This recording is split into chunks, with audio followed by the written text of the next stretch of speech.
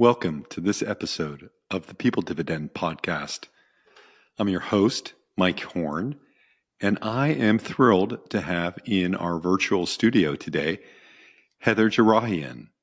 And she is an entrepreneurial futurist, an investor, and she's driven innovative and go-to-market strategies for startups and Fortune 500 companies for over 2 decades. She's the co-author of Sail to Scale, Steer Your Startup Clear of Mistakes from Launch to Exit, guiding entrepreneurs in the complexities of business scaling. And for all of my former clients in the audience today, for whom and with whom I've helped founders in startups, I think we'll enjoy this conversation. But Heather Jerahian is also a serial founder and tech executive. She's led turnarounds at unprecedented speed, scaled 10x growth, and engineered profitable exits, including the acquisition of Hitch by ServiceNow under her leadership as CEO. Currently, and I think we'll explore this in today's conversation with Heather Jerahian, is that how do we build next generation AI solutions and workforce intelligence products? And she's done that as VP of Product Management at ServiceNow, as COO of at M-Train. Her leadership was instrumental in doubling revenue and turning losses into profits within 18 months. She built a $25 million division at Drop, launching over 100 proprietary products across hardware, electronics, clothing, and accessories. She's the founding limited partner of the venture capital firm How Women Invest, and has been recognized as a woman of influence by the Silicon Valley Business Journal. Heather, welcome. I'm so delighted you're here. Why don't you tell our audience a little bit more about yourself? Great, Mike. Thank you so much. I really appreciate it. And I commend you. You said my last name perfectly, which many people don't. So I just wanted to recognize that. That was really great. And you not only said it once, you said it many times. So thank you. Yeah. So what can I tell you about myself? Well, I was born and raised in the Silicon Valley. So I have been immersed in technology and innovation, for as long as I can remember. My career has largely been about building, whether that's starting and scaling companies as a serial entrepreneur, leading turnarounds as a CEO or COO, or even helping organizations navigate pivotal moments of transformation.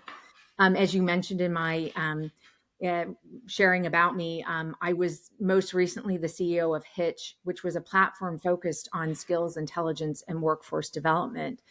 And in less than a year, I pivoted the company and we successfully exited to ServiceNow, where, as you mentioned, I now lead a data science team, bringing intelligence across our talent product portfolio. So I really spend a lot of time thinking about the future of work and looking at how AI and technology are reshaping the workforce and what it means for people.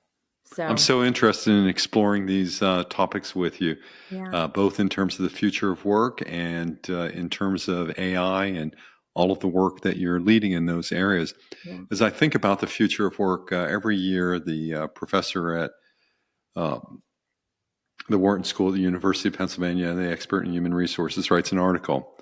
What's the future of HR in 2022, 23? So I recently read what's the future of HR in 2025? And he said, it looks like it's more or less of the same because companies haven't still recovered from the global pandemic. They're still trying to figure out what's remote work, how do we build a culture, what about being co-located, how do we engage employees when engagement's at an all-time record low in the United States, when unemployment is at 4% in the United States.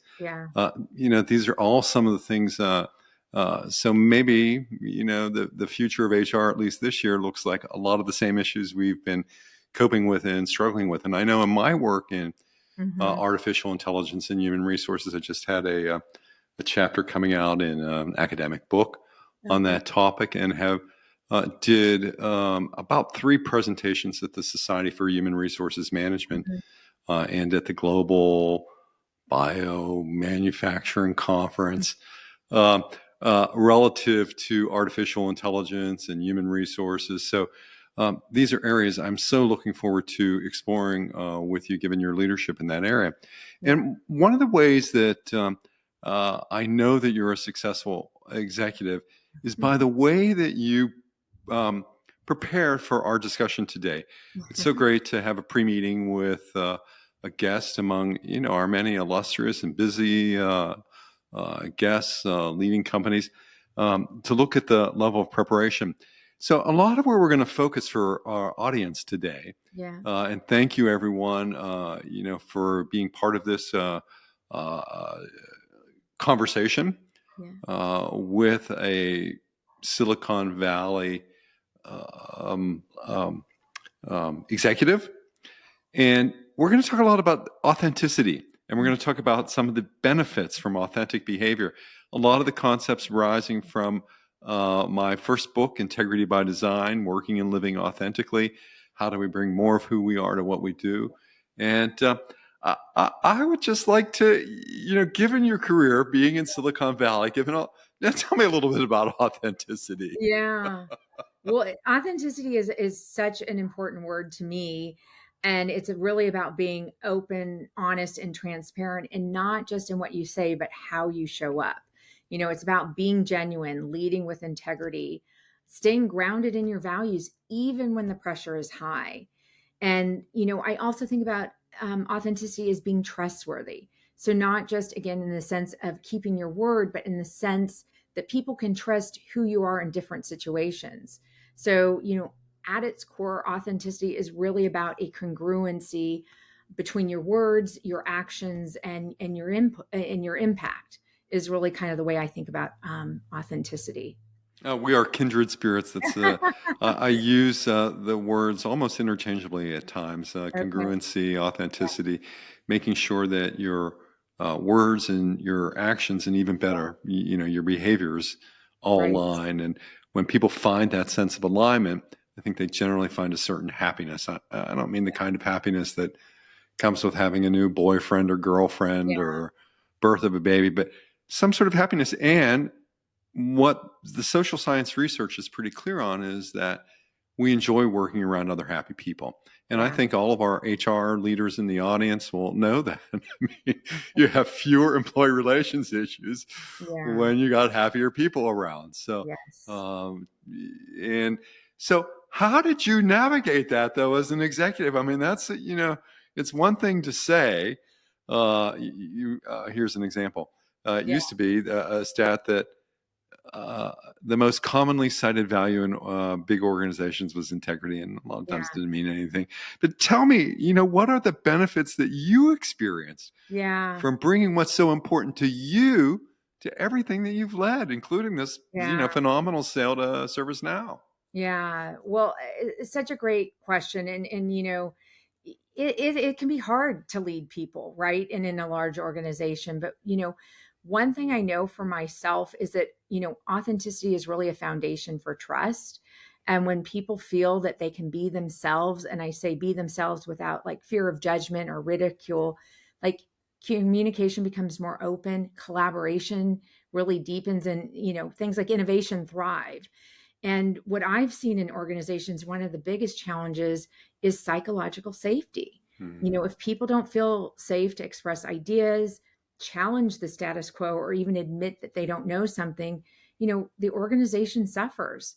So, leaders who show up authentically, who admit, they don't have all the answers, who listen more than they talk, who model vulnerability, that's where you can really create an environment where others feel empowered to do the same.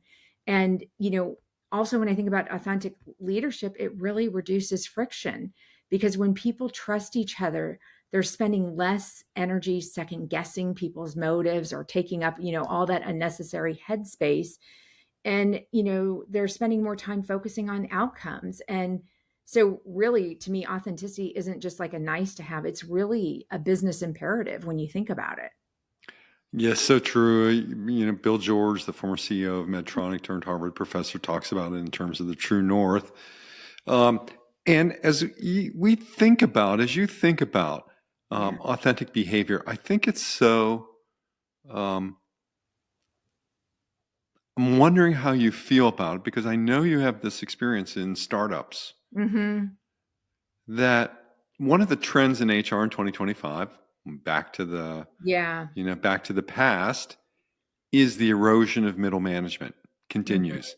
There are fewer and fewer people. And I know from startups, there's not middle management. I work into biotech startups, something that I consult to, and there's 3 or 4 people on a bench. Yeah. Um, so, given though that most managers are working managers, they don't really have Yeah. time for your development, let's be honest. And Yeah. it's not that they don't care, they're not well intended, or they're not well meaning. They're Yeah. busy. Instead of having 8 people to manage or 12 people to manage, they have 20 or 40 or 50 people to manage. Tell me, how does it all work? How did you bring that together in a successful career? And how Yeah. are you encouraging others to do that today? Well, so you bring up such an important topic because managers are just crunched. I mean, if you think about it, a manager is an employee too, right? So you have your own things, your own career path, your own growth development that you need, but you also have all of these people looking to you, right? To manage them. And that is a tough job. And then you have your own work that you need to execute on. So um it's part of the reason that, so first of all, it's the reason that I've been so passionate about skills intelligence, because and in creating technology to create that visibility of who your talent is, because managers need a digital assist here, right? They can't keep on top of everybody they have. And if you think about it, now that we're not, many of us are not in the office every single day, you're also having to navigate people who may be global, right? Maybe even people you've never even met in person, but you've developed this Zoom relationship with. And getting visibility to your people. What are their aspirations? How do you help them create a growth plan? um, what are the skills they have today? Where are their gaps for them? What are some hobbies or interests that they have, which brings other skills, right, that round out the person? And so that's part of what I am in spending time at ServiceNow doing, is really building products that give you that visibility to your talent, so that you can get the business agility of making sure you've got the right people in the right place at the right time. But, also not only with that visibility, when you have a gap, how do you fill the gap? How do you upskill and reskill? Is it through learning? Is it through mentorship? Is it allowing people to go and do projects across the company and to acquire different skills? All of this is really complex, but you need technology to be able to assist you, to help you do that. And then even leaders, right? I know for many leaders, it's a boardroom discussion now. Who do we have in our company? Who has the AI skills? Do we have the right skills for where we are as a company today? Do we have enough skills to get us where we need to go? And it's no longer long-term planning of 3, 5, 10 years from now. It is 9, 12, 18, 24 months from now. And as organizations start bringing in more and more AI into their companies, that disrupts the day-to-day work that people are doing. And so how do you know what gets disrupted unless you have visibility to how work is being impacted, what gets automated, what gets augmented? And so I've been doing not only research at ServiceNow with a partner, I'm also building the technology that's trying to help to solve a lot of the things that I'm talking about. But I'm going to say, it's not easy. It really isn't. We're now at a pace that is relentless. I mean, everyone I talk to, it's like we turn January 1st, and it's like it's one of the fastest clips I've ever felt in my career. It's exciting. It's very, very exciting. But at the same time, it's exciting. But how do you also make the right decisions? And a lot of these large organizations are wanting to adopt new technology. They want to be adopting this concept of, autonomous agents, agentic AI. But how do you do that? And how do you consider the people? And that's the part that I keep bringing people back to, is we're going to have a world where we've got, you know, autonomous agents working side by side with humans. I'm very excited about that. But it doesn't mean that everyone else is excited about that. And so we're in a really interesting time where companies know they need to adopt this type of technology to stay current, to stay ahead of the curve, to stay competitive. But they also have to figure out, how do you do this and still manage, right, the change management of the people. And so, going back to your original question about management, it's tough, but this is where you need technology and a system that really helps you see who your people are and give you the digital assist of how to help them learn and grow in the flow of work in the way that they like to learn. So that was sort of a long answer, but it's something I'm very, very passionate about. Well, it's just great to think about that. Some of my I always love working with data scientists. Some of our guests on the People Dividend podcast, Jim Harder, Chief Data Scientist at Gallup. And I'm lucky enough to have counted as clients some chief data officers, given all the work I've done, I do in biopharma and biotech and R&D. And as you think about what are the trends that you're observing as a data scientist relative to the increasing use of AI, particularly in an area like human resources? Certainly we need more chatbots to keep people updated on their employment status. We have lots of designs in place in HR that are handling first level employee relations complaints. I don't like how my coworker smells. What can I do? So here, three or four. So there's a lot of automation in HR underway, and I think some of it becomes, what are the performance management issues that HR leaders are dealing with relative to AI? I know when I spoke at the one conference last May in San Francisco on AI and HR and intergenerational activities. Yeah. I learned from some participants that their companies precluded or barred AI, the use of AI tools.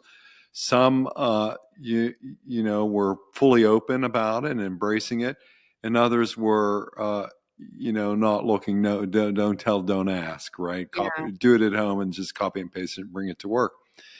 Certainly that's one level, but how about for you? I mean, what do you think, particularly in terms of performance-related issues? I know as a university professor, as chair of a couple of the HRM program and leadership programs at Golden Gate University, AI is changing the face of education. Yeah. Well, I think there's a lot there, and I lead a data science team. I'm not in practice a data scientist, but I have spent a lot of time building products using artificial intelligence. So I'm very lucky to have a brilliant team. Wonderful. And I really take it more from understanding the intelligence along with the people. And I would say, you couldn't be in a more exciting time to be in HR. The question of, how do you manage people in light of all the things that are going on right now? There's the role of HR has really shifted, where, I don't know, if I think back a decade ago, the CHRO had a seat at the table, but it wasn't like a big seat. Today, people are bringing their people and business strategy together. The CHRO is, right, the partner to the CEO and really trying to understand, this new world of work and how to manage the workforce.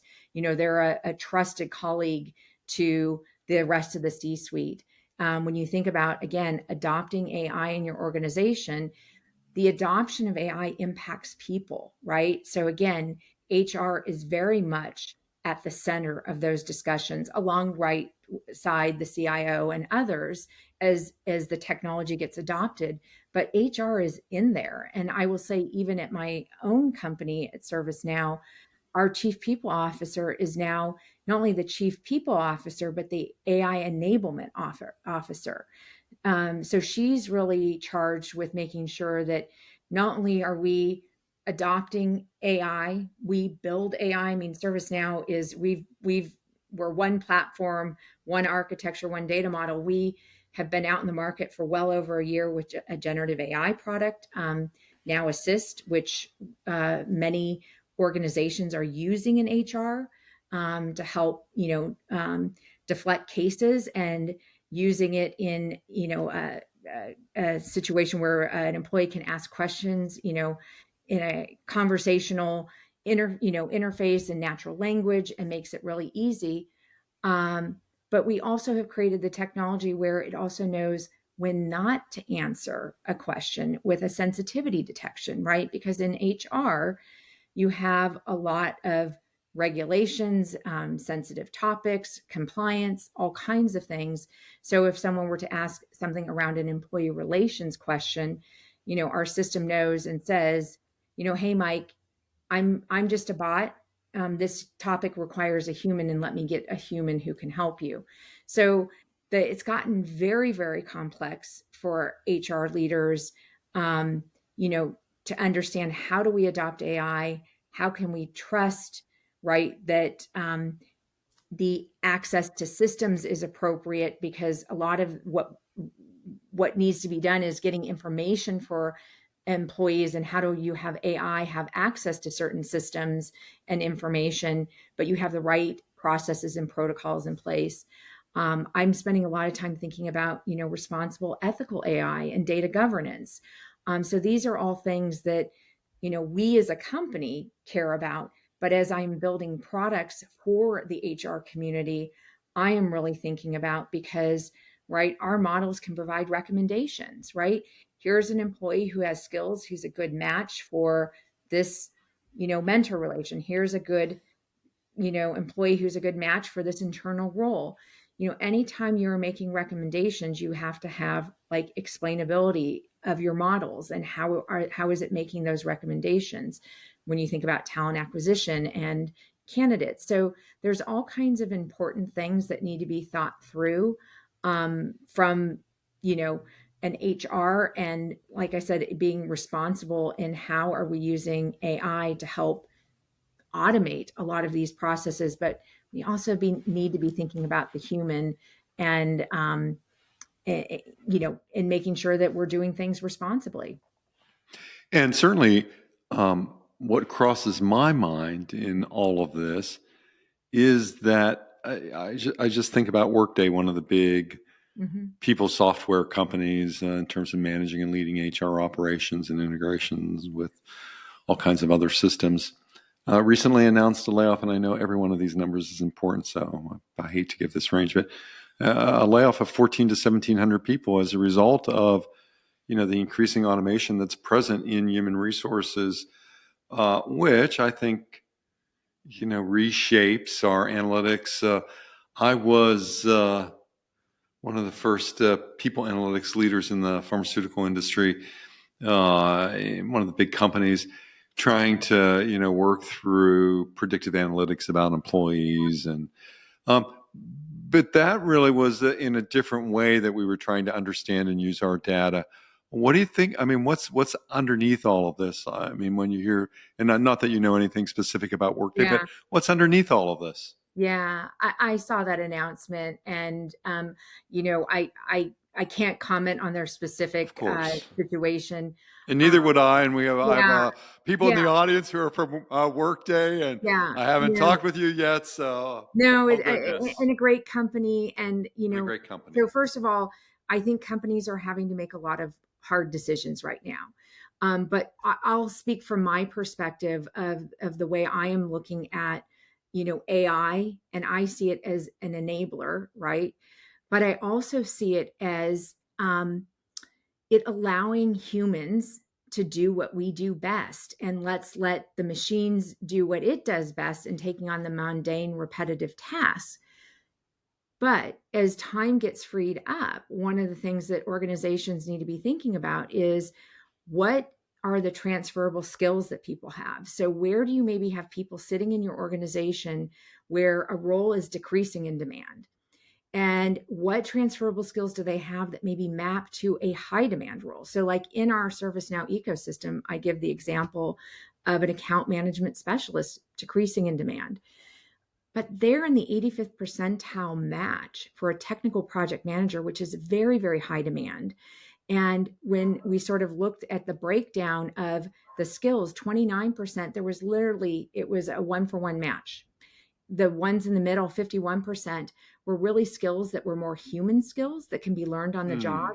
And then the top 19%, there was 3 skills, which it's really the blueprint of here's how you upskill someone to go from this role to that role. And you solve a talent gap you have in your organization.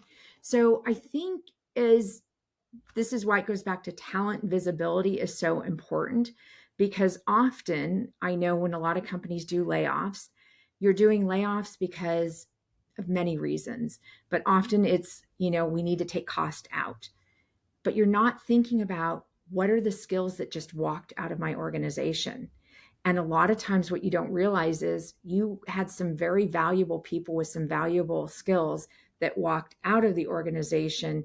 And then you often will find yourself, if you think about your build, buy, borrow. So building is growing and development, by developing, and buy is where do you go and acquire talent from the outside. Borrow is bringing in contingent workers. Like you might be going out and buying talent that you just laid off because you're trying to fill critical skills and gaps that you have in your organization.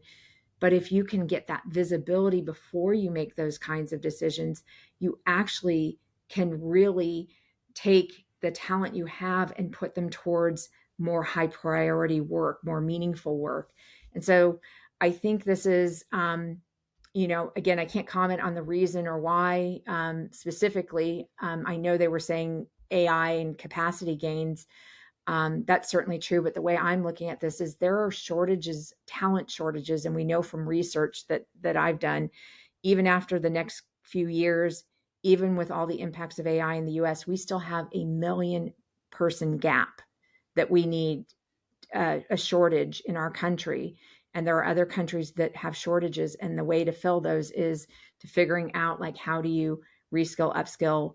How do you, get people doing the right work? And how do you use technology to help fill the shortages? So it's really a combination of both. So it's a very interesting time.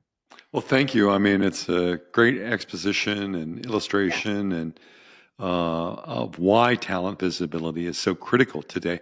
Yeah. But let's turn our conversation to sale to scale. Yeah. Steer your startup clear of mistakes from launch to exit, of which you are the co-author. Yeah. Tell us all about it. Yeah. So what's Sale to Scale is really what I would say a guidebook on what are the most common mistakes that myself and my co-authors have seen across these 4 waves of startup growth, which is the launch, pivot, scale, and exit. And what's so interesting is that the 3 of us are serial entrepreneurs. We've also all worked in large enterprises. We all come from different disciplines. And so, Maria, my co-author, is a product expert. She's been at Meta, she's at Google. Mona has done corporate strategy and M&A. She's taken companies public. She's exited companies through acquisitions. And I've really been focused on leading companies, go to market in, operations. And so when we brought the 3 of us together, what was so interesting is that we all 3 have seen these mistakes over and over again. We've made them ourselves and we've seen them in companies. We advise companies, we see them. So really what we wanted to do was to bring the cliff notes to people of here are the things that you might encounter at this, at this point in your journey. And here are things that you need. Here are some ways around it. And we were so fortunate to have a lot of founders that were willing to share their stories. One's stories that were successful, and we included their names and shared them. And then some founders that had some stories that weren't so successful. But really what we wanted to do was to give people the guidebook. And it's not even you have to read it front to end. You could be in scaling your organization and you're running into an issue, with your people. One of the things that we know about, startup founders is that, they like to be a hands-on entrepreneur. And at some point, when you get to that scale phase, you need to become a strategic executive leader, right? Because you can no longer know everybody's name in the company, be involved in every single hire, every single decision. And so this is where, here's what you need to start thinking about. And Mona has a wonderful sort of way to think about it, which is if you're a startup founder and you're in the scale phase and you're running into trouble, you should think about firing yourself. And I know that sounds really funny, but if you're a hands-on entrepreneur, startup founder, you're not going to make it through the scale stage unless you rethink how to become that strategic executive leader. And it's almost like recreating that job description and asking yourself, what are the skills and experience I have, and where are there maybe areas where I don't have strengths, and how can I build out my leadership team to help in those areas where I may not have the knowledge and expertise, and really having that humility. It's almost like we talk about in the launch phase, you almost have to have massive ego to be out there and really pitching your idea and being just, relentless in your efforts in launching it. But when you get to the scale phase, it's almost like the ego takes a back seat, and you really have to find that humility to be that sort of, like I said, strategic executive leader, one that, is sort of a servant leader. And, really asking yourself, do you have the skills and expertise and the desire to want to do that? And sometimes there's, startup founders that want to do a different role and they bring in a professional CEO. Every company is different, but these are things that you kind of really need to be asking yourself. So we talk about the mistakes, we talk about the hard stuff, but we also give real examples of real solutions of how to move through those, like I said, the four waves, and hopefully to get to a successful exit. And I'm sure readers will appreciate all of that, from sale to scales to your startup clear of mistakes from launch to exit. So important. And Heather, as we begin to wrap up today's episode of the People Dividend Podcast, here we are. It's the middle of April. Tax day is behind us. But maybe one or two people in the audience might be getting a refund check. Yeah. And if they had that refund check and they were a corporation even, where are the two or three areas where you would encourage investment, either on a personal or an organizational level, or for a leader? That's a really great question. I would say investing in AI, right? And when I say investing in AI, I mean on a personal level, like I'm investing in my own education to be personally have an experience with AI, and in how can I use it personally for myself. And so I think in organizations, educating your people on AI, and what does it mean to be using generative AI, or to be considering in the future working with autonomous agents. Because I think one of the things that companies may or may not be thinking about is, again, that human dynamic. I sort of talked about it earlier, but just because I am comfortable with this and excited that, yes, some of those mundane, repetitive tasks can be taken over, AI can help me with them. There are some people who are like, I like my routine. I like the work that I'm doing, and I don't want it to be disrupted. And so I think organizations really need to invest in not only the AI, but the change management that goes along with that AI to help bring people along. And I sort of use the analogy of, do you remember, Mike, the first time that you posted on social media?